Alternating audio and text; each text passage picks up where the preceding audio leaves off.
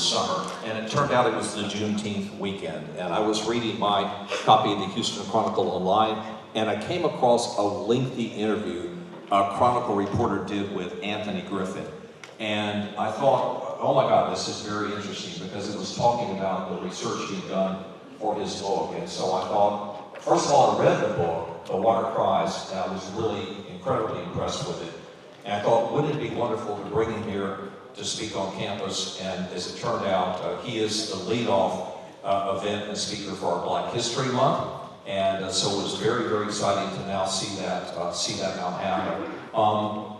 Anthony Griffin says you can understand a lot of him from three facts. That first of all, he is the son of the South. The second thing being he's a native Texan. And the third point being he is a proud product of public schools. And I think a lot of us in the room can testify we share a lot of that pedigree as well. But as far as public schools are concerned, he's from around here. He graduated from Baytown Sterling High School. He went to my alma mater, to the University of Houston, University Park, and studied political science. I remember Sylvester Turner was studying poli-sci about that time. He probably worked when he became the mayor of Houston. Graduated with a degree in 1975, then went to the University of Houston Law School, where he got his JD in 1978. And from there, he had a very, very distinguished career. Look at his resume and see all the number of cases he was involved in, specializing in civil rights law and civil liberties. Sunday, I was at church, and I told one of the church members, a man named David Thompson, that Anthony Griffin was coming. He said, "Oh, I know Anthony." And my friend had been a lawyer for HIC, and as it turned out, they were adversaries in the courtroom. But in the law, you have respect for each other, and he spoke of Anthony with great respect. And so Anthony was a lawyer until he retired in 2014. His book, The Water Cries, by the way, the title is from a poem that he wrote that's incorporated into the book, came out last year from Texas Tech University Press, and is really, really good. And he has copies over here for sale that he will sign at the end of the event. So, at any rate, I'm so excited to have Anthony here to speak to us today. So let's give a warm Lone Star College-Kingwood welcome for Anthony Griffin.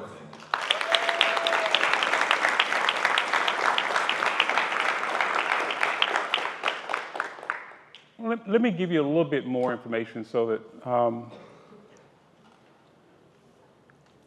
I tried cases for a living. In other words, I was the person that went in the courtroom everybody hated.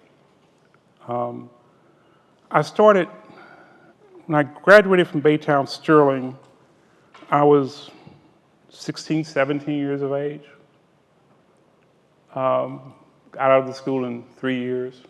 Went to University of Houston undergraduate school. Got out in 3 years. Kingwood didn't exist. And if it did exist, it was a long road, and when you got off 1960 to go to Humble, you had three rows of houses, three subdivisions, and then all of a sudden it was a long road till you got to Crosby. So, this area looked totally different when I was a kid. And I remember in undergraduate school, in high school and undergraduate school, we fought over Black History Month. Having Black History Month, just the notion of having Black History Month was controversial in our area of the state. And then I went to law school. And those fights continued all through the process. And the reason I started off by saying I was a trial lawyer, and that's what I did for a living, I joked that every time I went to trial, my face broke out. I would tell the jury, if you don't like big-nosed men, you can't serve on this jury. I want you to be fair. I have a flea bist on my lip. My lip's not this big. My bottom lip is not this big, but it's big today because of the nerves and the anxiety that goes with what I did for a living. It always showed up in my face. Trial lasts only one day. I stayed with a big lip, or a big nose, or I would have a bump in the middle of my nose. If the trial lasted 3 days, it would go down on the third day. If it lasted a week, you would never tell that I even had that bump.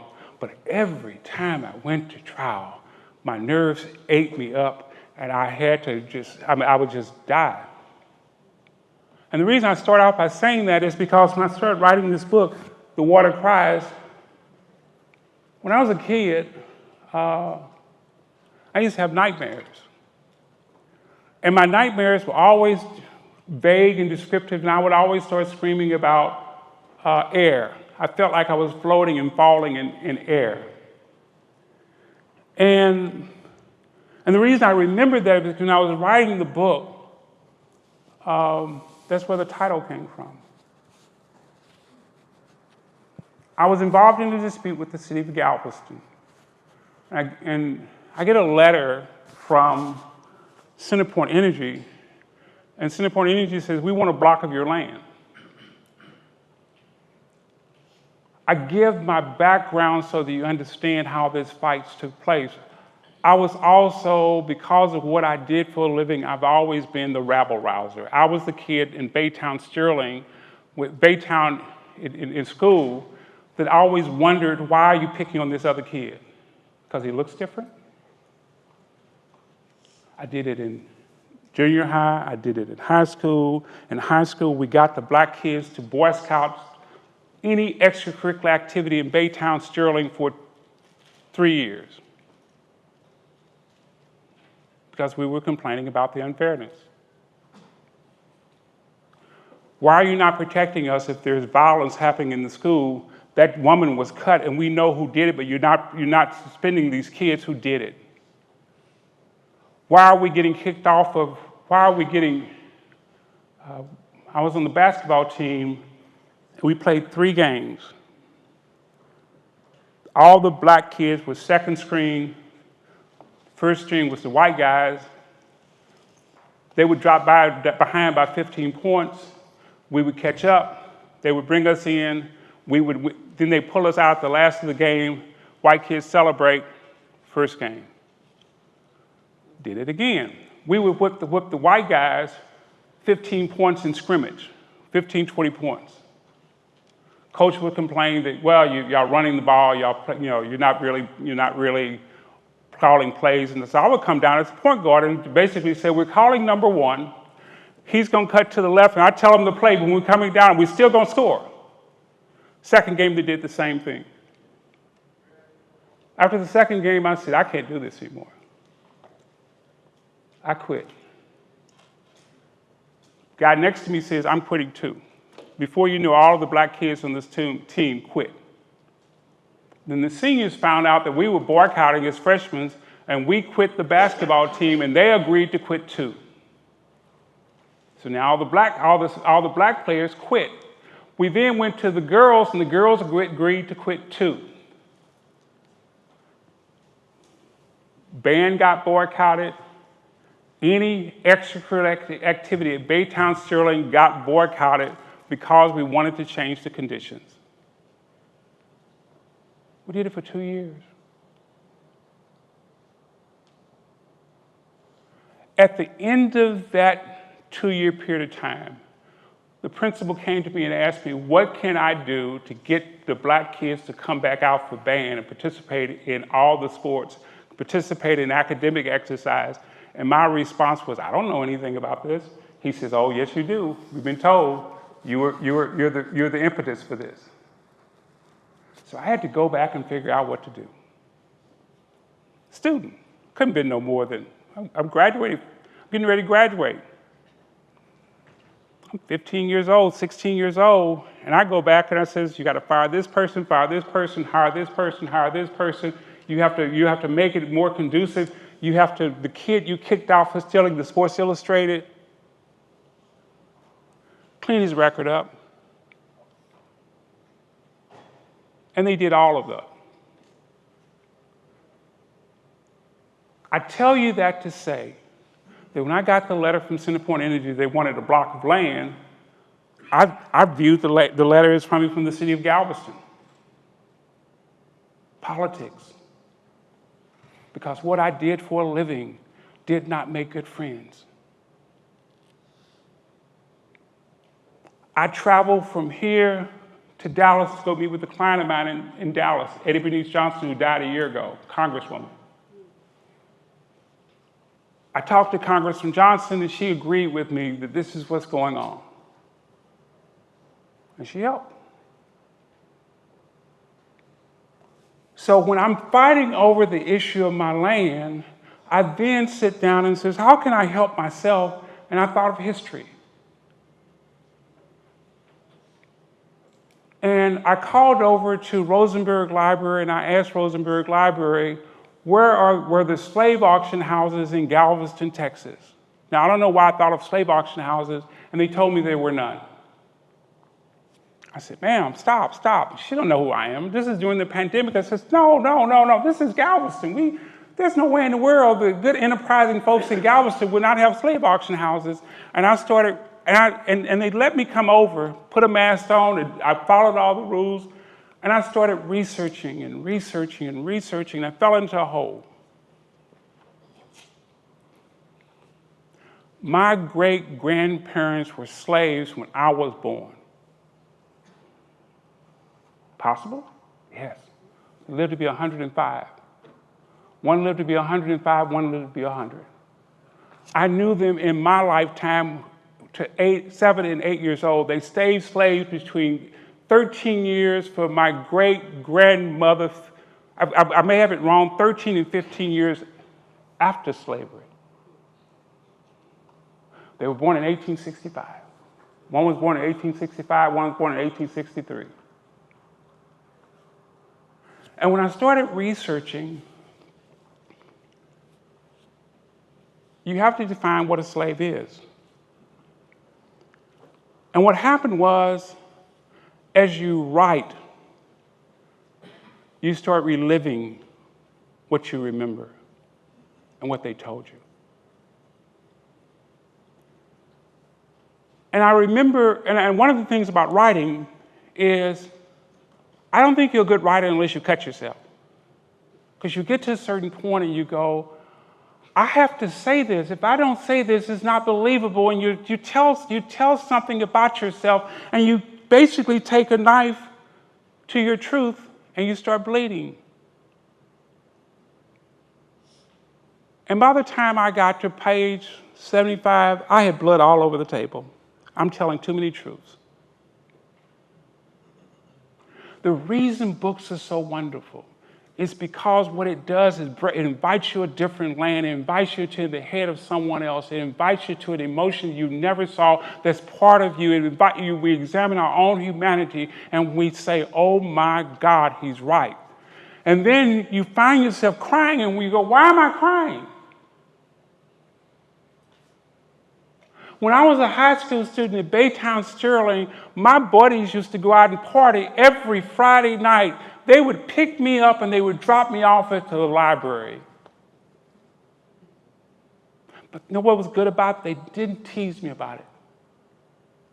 When they were getting ready, they had to make curfew, in other words, get back home, they would pick me up before the library closed and then they would bring me home.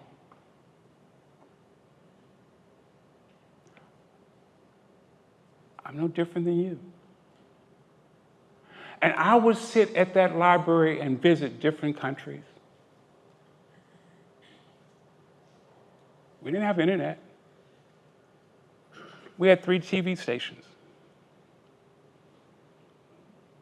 And I would hide under a table or a stack of books, and I would just read.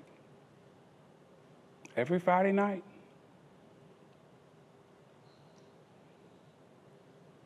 I consumed hundreds and hundreds of books that way.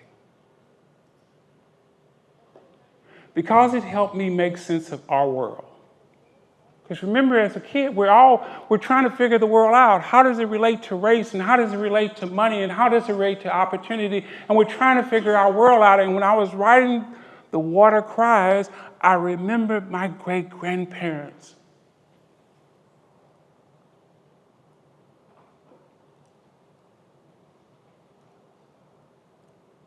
But they were slaves. As I'm researching, I realized that the area that they were in Mejia, Teague, Texas, and Central Texas is 2 hours up the road, that area was from Matagorda County to Tyler, Texas, and then you go across, that's where the plantations were.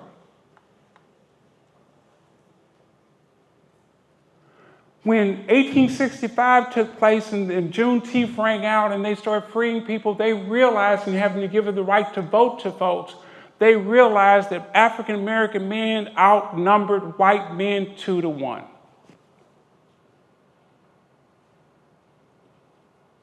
That's what the violence was about. That's why my grandparents stayed slaves up until 13 and 15 years after slavery. Years after slavery. My grandmother told me to go catch some fish one day. Now, I don't know any of you whether you have grandparents who are very frank and they just tell you, they don't ask you the question to go catch some fish. They say, we need 8 fish. We're eating fish tonight. And I'm 5 years old. Where do we get the fish from? There's a tank back there, get a pole. She gives me a pole. She says, figure it out, I need 8 fish. What if I can't catch them? She says, then you don't eat.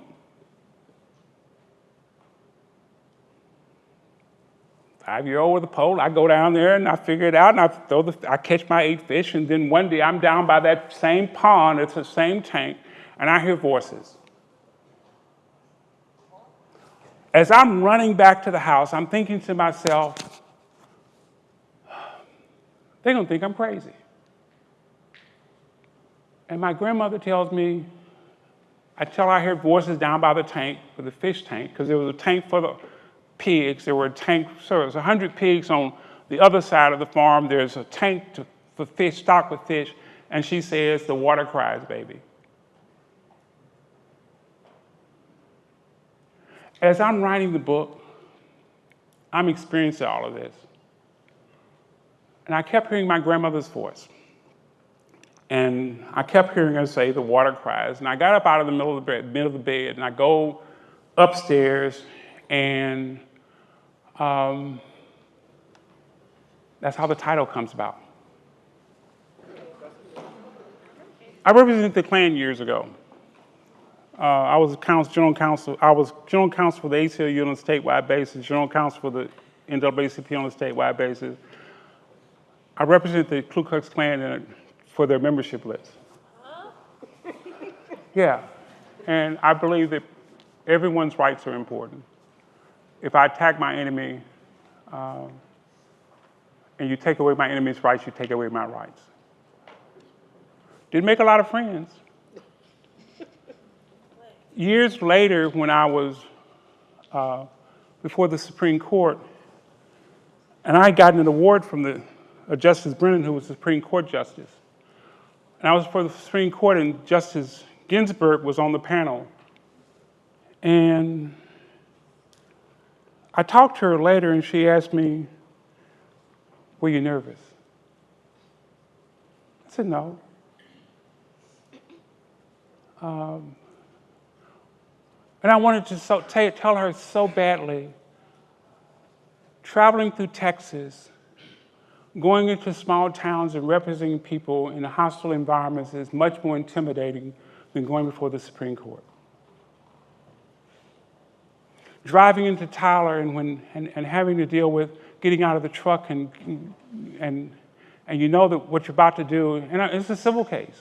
It's nothing controversial. That I'm going into Tyler, I'm representing 3 African-American men against a prominent citizen in their town, in their community, who hit them in the rear of their car, and everybody's afraid to take the case because who the kid was who hit them.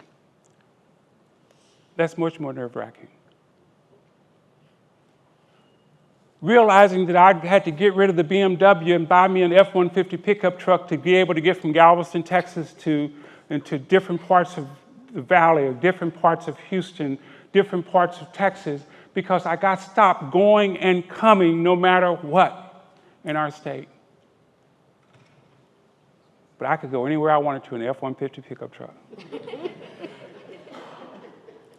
Plush velour seats, rust brown color, got it from a white guy who was a client of mine, and cops would wave at me, and I would wave back. I have never, ever, ever, ever, ever, I probably tried 900 jury trials. I've never stopped the trial and said, Judge, I got to go to the restroom.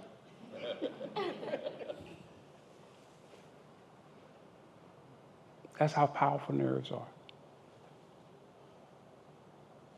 The Water Cries was written because of some other issue, but what I found was so telling and so devastating to me that I'm literally having nightmares at night. I'm thinking about what my grandmother told me. I'm thinking about those stories that they tell you. And so when you read the book, you sit there and go, what are you doing? You don't understand what slavery is until you have to define what slavery is. You don't understand until you have to define how you create a slave. It's not intelligence. It's not that you're not smart and you're not brave and you're not and any of that stuff. Every one of us can have our humanity taken away from us. Every one of us, yes, you represent the Klan because when you come into my office and you tell me what the issue is, and I sit there and go, they can't do those to those guys. You can't take their membership list. And because my paranoia tells me, if you take their membership list, you take mine. My rights are important to me. And if I'm crazy enough to say, this is why I went to law school. That child, whether that child is white or whether that child is black, whether that child is brown, whether that child speaks with a different tongue, has the same rights, because if we're going to make it a more perfect union, we have to fight for our rights. Was it Jefferson? Was it Franklin that said, you've been given a republic and now you have to fight to keep it?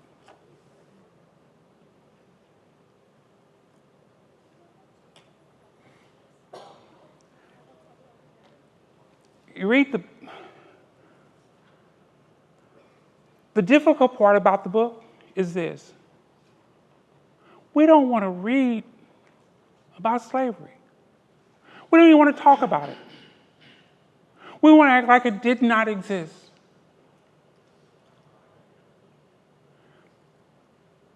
But I recognize that it does not work until we recognize each and every one of our humanity, that we're all related to each other.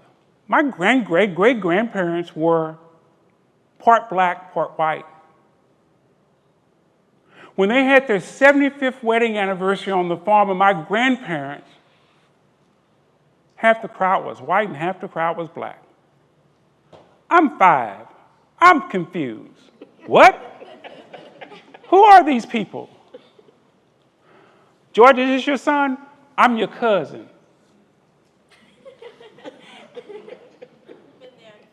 He looked different than me. He got the same nose.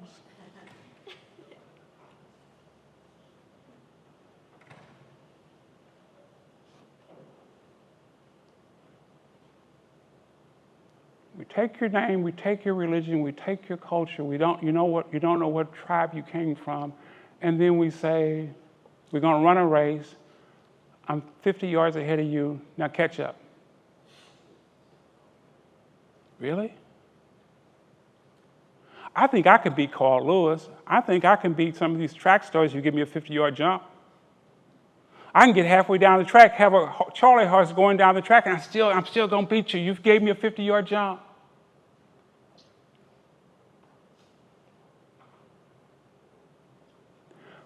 But what I did in the book,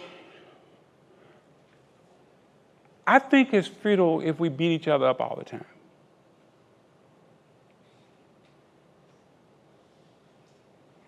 My grandparents and my mom and my great-grandparents always told me that there has to be a solution. And I spent a considerable period of time in the last half of the book trying to give people an example of what happened to African Americans in Galveston from 1865 to 1930, and I was shocked. Just shocked. There was an African-American lawyer in 1898, came to Galveston from Greenville, Mississippi, went to the University of Boston, which means he came out of slavery, went to University of Boston Law School. He was the first lawyer who tried a case before the Supreme Court and he won. His office is in Galveston, Texas. And he had an office in Manhattan also. He then went back in 1902, had another case in 1902 at the Supreme Court, and he won again. He had an office in Manhattan also. Don't tell me about the creativity of people once the bonds of freedom are given to them, the intelligence that they bring to the table. I don't care if you're black, brown, white, yellow, that intelligence is what's important, giving people an opportunity.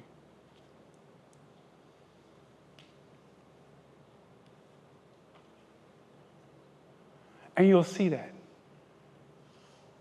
You'll see how our communities were quite different. That same African-American lawyer went up to Conroe and formed a farmers union. It's the turn of the century.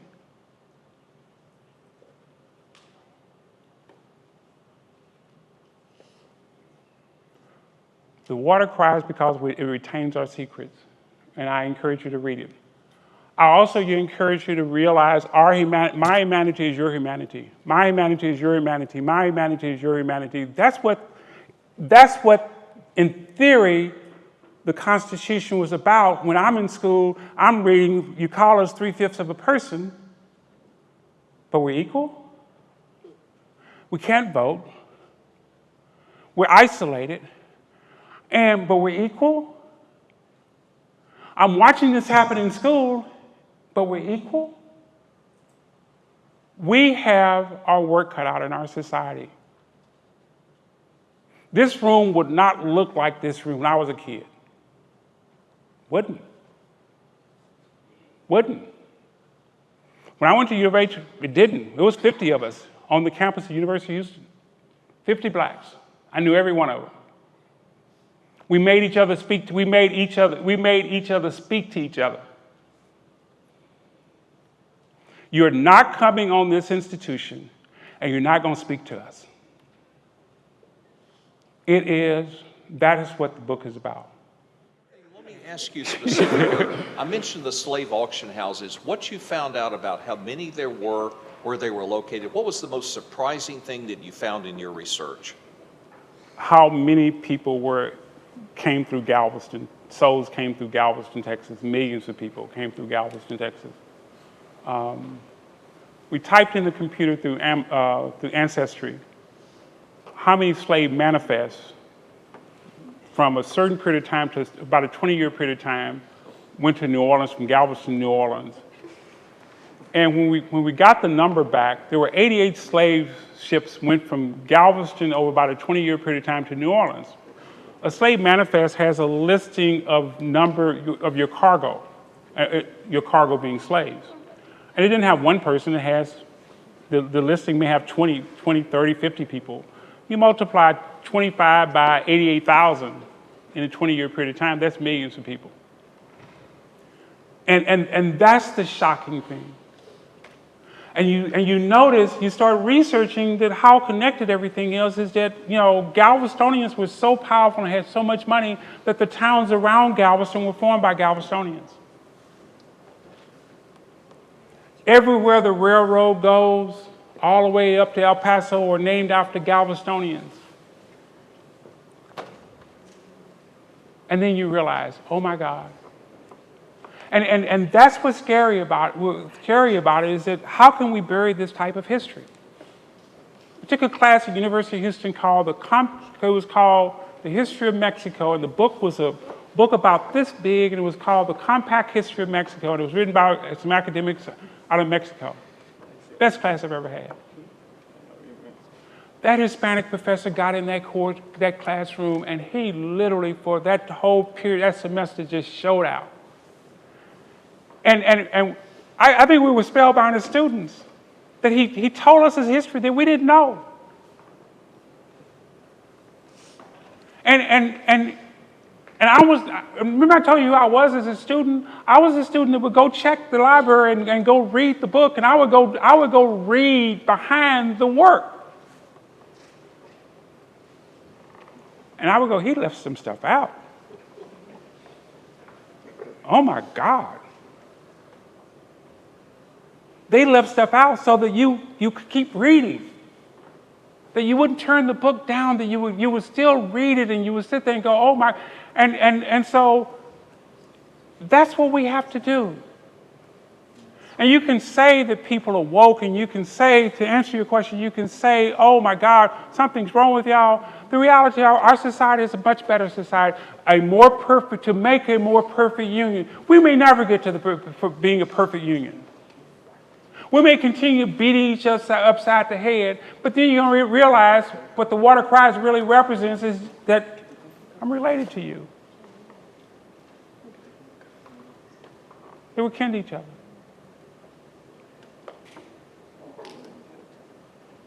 And that's why Black History Month is so important. That's why understanding what the Constitution is all about is so important.